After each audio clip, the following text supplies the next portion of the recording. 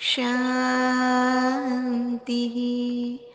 सत्यं शिवं सुंदरम सतचित आनंद स्वरूप सत श्री अकाल मूरत सदाशिव परम पिता परमात्मा की प्यारी संतान, प्यारे भाइयों तथा बहनों, आज दिनांक 2 जून 2022 की मुरली का मंथन प्रस्तुत है। उससे पूर्व हम सजग होकर बैठे हैं। प्रेम से बस दो घड़ी प्रभु का ध्यान कीजिए, अपनी अंतर आत्मा को शांति से भर लीजिए, शांति से भर लीजिए। मानव जीवन में जैसे सत्कर्म का ज्ञान जरूरी है, हर कर्म से पहले प्यारे प्रभु का वैसे ध्यान जरूरी है। अपने दिल के दामन को आनंद से भर लीजिए, आनंद से भर लीजिए।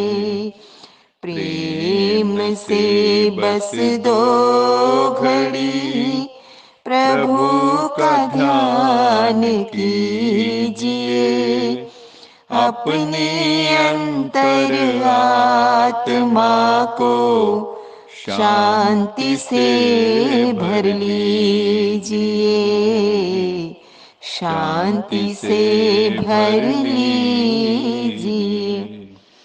जीवन की अनमोल घड़ियां यूं ही बीत न जाए कहीं, मायावी जंजीरें मन को आकर्षित कर पाए नहीं।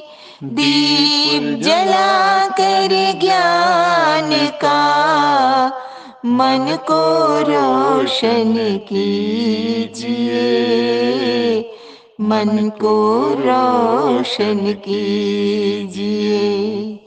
प्रेम से बस दो घड़ी प्रभु का ध्यान कीजिए, अपनी अंतर आत्मा को शांति से भर लीजिए, शांति से भर लीजिए। सदाशिव कल्याणकारी परमपिता परमात्मा सदैव सत्य सुनाकर सत्य से साक्षात्कार कराते हैं। वो सच्चे सच्चे सद्गुरु हैं, इसीलिए सद्गति दाता भी कहलाते हैं।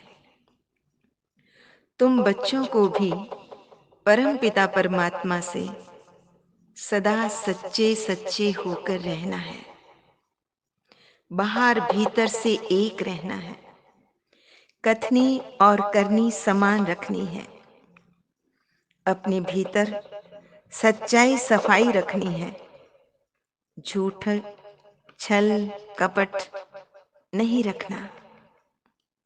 वो सच्चा साहब सच्चे दिल पर ही तो राजी होता है। ये कर्म क्षेत्र है, जो जैसा कर्म करेगा वैसा फल पाएगा जरूर। ये कर्म का सिद्धांत है, लेकिन परमात्मा सदैव श्रेष्ठ कर्म करना सिखाते हैं, नहीं तो शारीरिक व्याधि आदि भोगना पड़ता है। अतः मन मना भव का मंत्र सदैव याद रखने का संदेश देते हैं। परम पिता परमात्मा को याद करने से तो मुक्ति, जीवन मुक्ति में चले जाएंगे।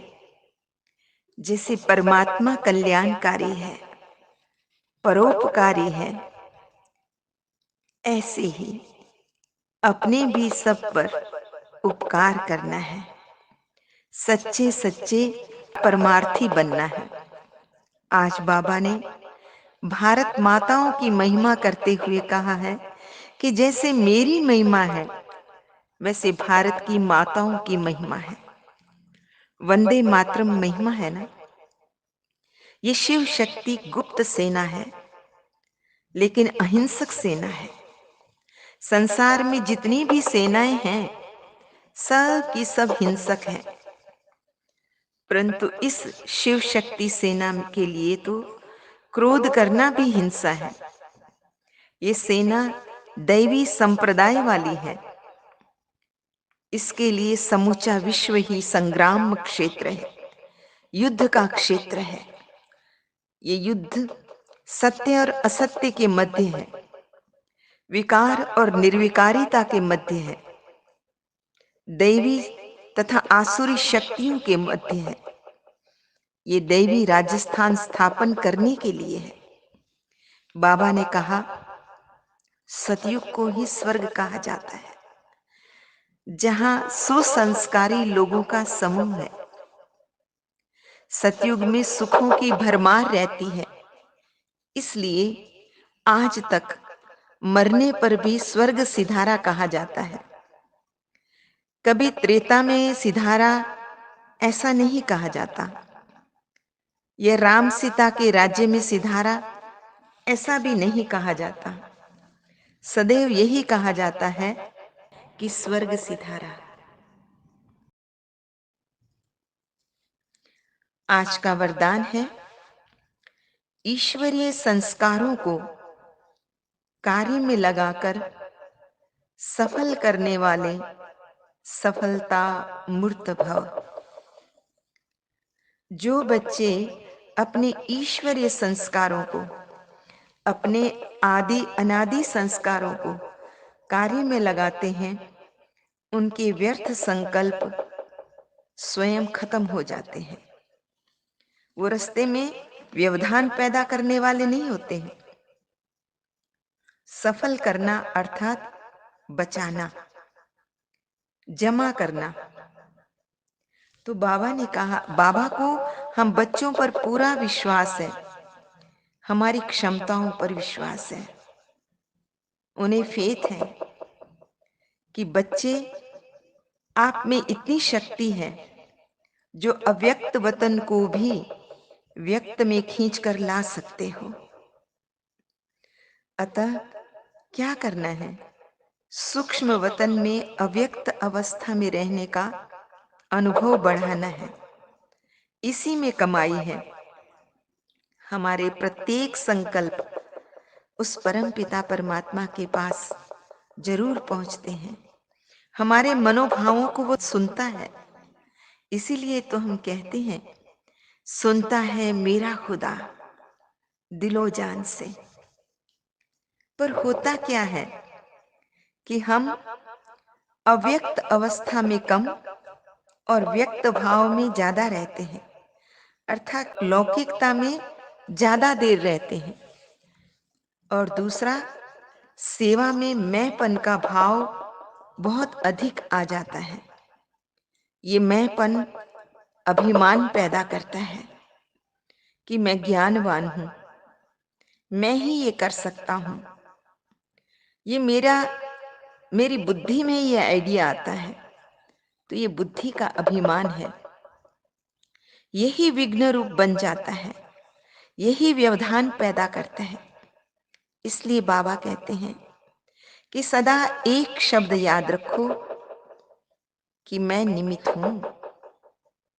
मैं समझने से, निमित्त समझने से क्या लाभ होगा? जो हमारा लास्ट पुरुषार्थ है, उसके करीब पहुंच जाएंगे। निराकारी, निर्विकारी, निरअहंकारी, निरसंकल्प, नम्र चित्त, निर्माण चित्त, वो अवस्था बन जाएगी। तो बाबा कहते हैं, अगर मैं आ गया, मैं किया, तो उसके साथ मगरूरी आ जाएगी, मुरझाइश आ जाएगी और मायूसी भी आ जाएगी। लेकिन निमित्त समझने से अहंकार नहीं आएगा, स्वमान में भी टिकेंगे, क्योंकि मैंपन से ही मतभेद पैदा होते हैं। इसलिए इन सब व्यर्थ के चक्रों से परे हो जाना है। और करना क्या है?